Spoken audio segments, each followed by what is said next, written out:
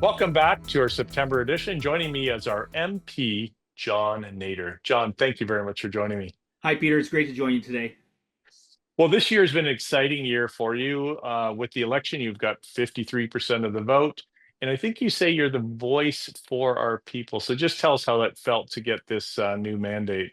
Well, absolutely, obviously, quite the honor to have been reelected for the fourth time now, and with the highest percentage yet. So it's quite the honor to have that endorsement from the folks across Perth-Wellington, and hoping to continue to be their strong voice, as their representative in Ottawa, advocating on their behalf.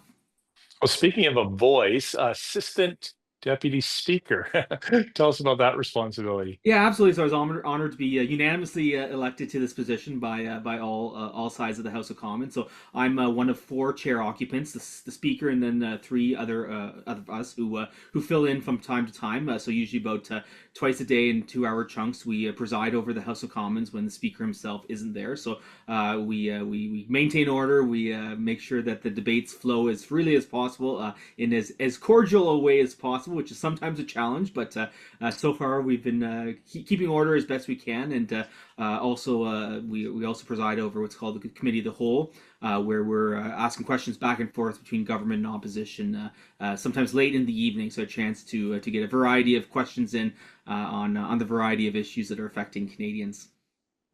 John, we talk about like big things often, but sometimes there's things like the Sport Lounge in Stratford that the federal government helps out with. So tell us how that comes about.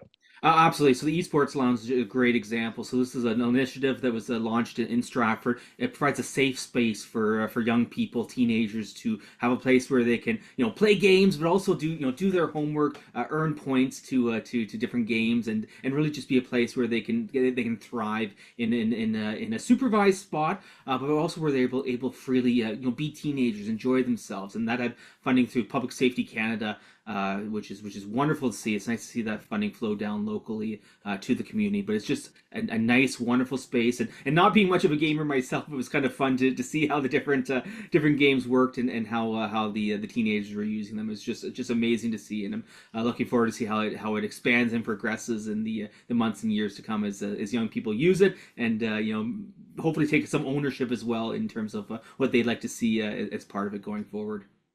Yeah, you're an avid book reader, which I think is excellent. John, on a more serious note, I know you're probably losing a lot of sleep on the trade issues, but in Perth Wellington, it's both manufacturing and agriculture. So just give us a broad update on that. Yeah, absolutely. It's a huge issue, those two side of things, and you throw in tourism as well. So the local impact is absolutely being felt across the board. And you talked about losing sleep, and that's something I always notice when I check my inbox, what time the emails come in at. And when I'm getting emails at 2 o'clock in the morning, 3 o'clock in the morning, you know that these folks are sitting at their kitchen table trying to pencil out the numbers, and realizing that the numbers just aren't working right now, with the threat, with the tariffs, with the counter tariffs, and with the uncertainty going forward.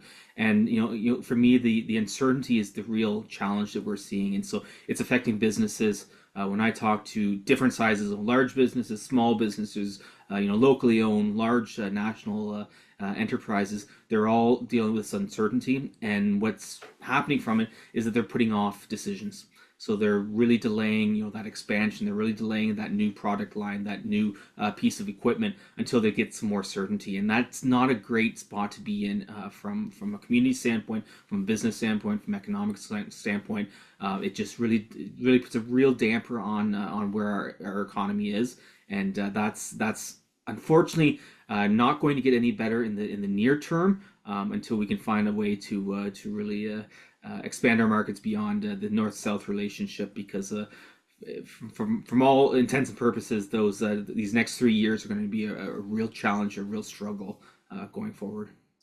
So, John, in summary, how do you balance your own life, family, Ottawa, massive, Perth Wellington, massive variety? How do you balance it all? Yeah, it can be a challenge, no question. But luckily I've got a supportive wife and three wonderful kids who enjoy helping out when they can. So when I'm here local, I try to hit as many community events, meetings, stakeholder roundtables as possible, and when possible, the kids come with us. So they've certainly seen their fair share of community events over the last 10 years or so. Local fairs, local activities, and this past summer it was amazing to be out there in the community with all the different events. So having that support, having our office team as well to support folks who come in with their challenges, and of course anyone is welcome to come into our office anytime if they have an issue or concern. Give us a call, send us an email, let us know how we can help out on any of the issues that you might be facing.